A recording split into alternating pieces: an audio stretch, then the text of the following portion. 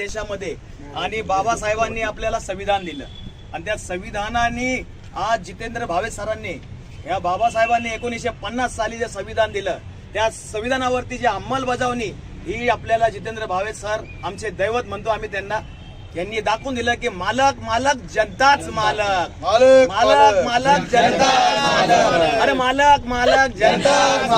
अरे उरामध्ये संविधान पेटवून देणारे आमचे जितेंद्र भावे सर आणि त्यांच्या मार्गदर्शनाखाली आमची ही टीम चालणारी ही जी निर्भय महाराष्ट्र पार्टी यांच्यामध्ये निर्भयपणा हे टाकणारे आमचे जितेंद्र भावे सर आणि आम्ही त्यांच्या मार्गदर्शनाखाली आज हे मला इतकी लोक जमा झालेली बाबासाहेबांनी सांगितलं शिका संघटित व्हा साक्षर व्हा आणि आज जे आपण संघटन आज जे निर्भय महाराष्ट्र पार्टीचं महाराष्ट्रभरामध्ये अहोरात्र जे आमची पुण्याची टीम म्हणा अख्ख्या महाराष्ट्राची टीम म्हणा लोकांच्या तळागाळाच्या प्रश्नांसाठी अहोरात्र भांडत असते झगडत असते निर्भयपणाने आणि निर्भीडपणाने या गोष्टीला आपल्यासारख्या लोकांनी मिळून साथ दिला तर येणाऱ्या काळामध्ये आपण विधानसभा लोकसभा गाजू आणि येणारी सरकार ही आम्ही संविधानाच्या माध्यमातून जरूर दाखवून देऊ की आमचे निर्भय सैनिक पण वरती बसलेले आहेत आणि जे आज आम्ही खाली बसून आज आमच्याकडे सत्ता नाहीये तरी पण आम्ही लोकांच्या तळागाळातले प्रश्न घरोघरी जाऊन मांडतो आणि लोकांच्या प्रश्न नाही लोकांच्या मनामध्ये जागा निर्भय महाराष्ट्र पार्टीने केलेली आहे ते फक्त आपल्या कार्यामुळे झालेले आहे